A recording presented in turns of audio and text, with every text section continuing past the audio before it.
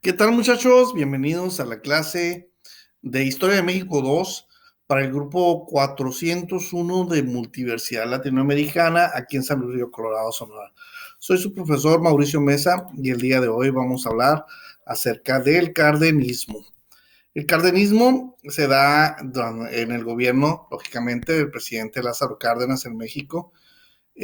Los antecedentes generales son que había el presidente Calles, que ya vimos en la clase pasada, presidente Calles que tenía una gran influencia sobre todos los presidentes que habían pasado ahí y eh, queriéndose mantener en el poder, tratando de controlar a los inconformes, optó por elaborar un plan sexenal y presentarlo a nuevo candidato.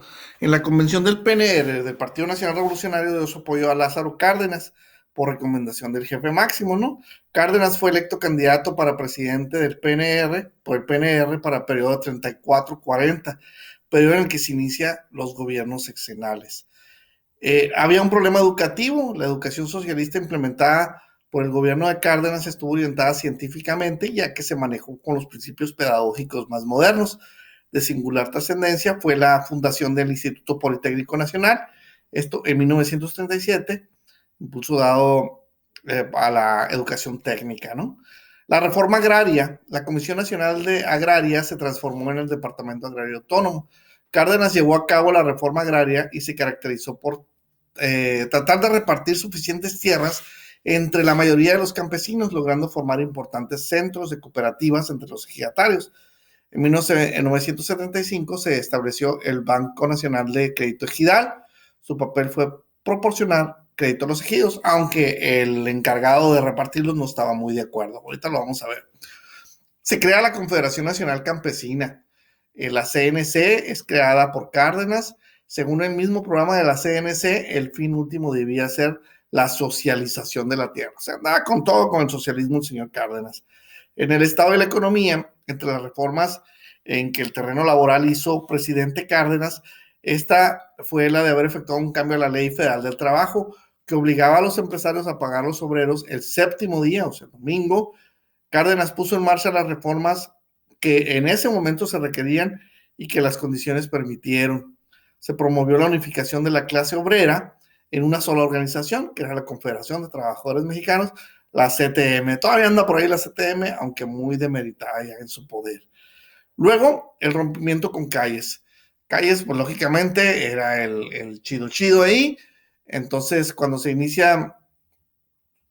Clares empieza a hacer declaraciones en contra de la política llevada a cabo por Cárdenas, por lo que la Cámara Nacional de Comercio expresó su aprobación por la declaración de Calles.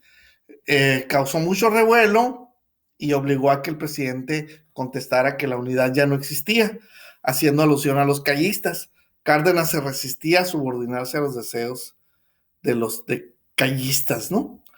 Luego, hay una serie de discusiones y disertaciones en expulsiones de callistas del Congreso.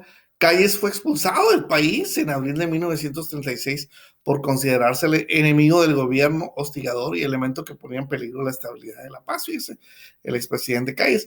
Entonces el movimiento obrero, los jóvenes estudiantes, campesinos y miembros progresistas del ejército se hicieron solidarios con el presidente. Luego se dio la famosa expropiación petrolera, en la que le quita el control de las plantas petroleras a los extranjeros y se expropian las compañías petroleras que operaban en México. Luego está que las compañías expropiadas fueron de origen inglés, norteamericano y holandés, entonces estaban varias que se mencionan aquí.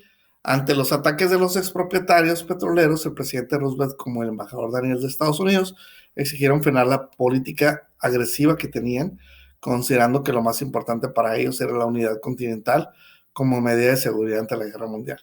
Hubo una gran manifestación de personas en apoyo a la expropiación petrolera. Después transforman el partido oficial, el PRM, en el PNR, Partido Nacional Revolucionario, el Partido Revolucionario Mexicano. Nació entonces el Partido de la Revolución Mexicana.